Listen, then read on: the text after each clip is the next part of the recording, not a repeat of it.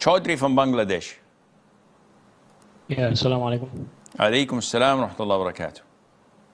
Yeah, if someone years ago did not know that fasting is obligatory and no one told him to fast and everything, and he hit puberty, does he have to make up all those years of fasting now that he knows he has to fast? If a person does not know that fasting is obligatory, which is very hard to believe, because when a Muslim is a Muslim, by default he knows the 5 pillars of Islam, and one of them is to fast the month of Ramadan.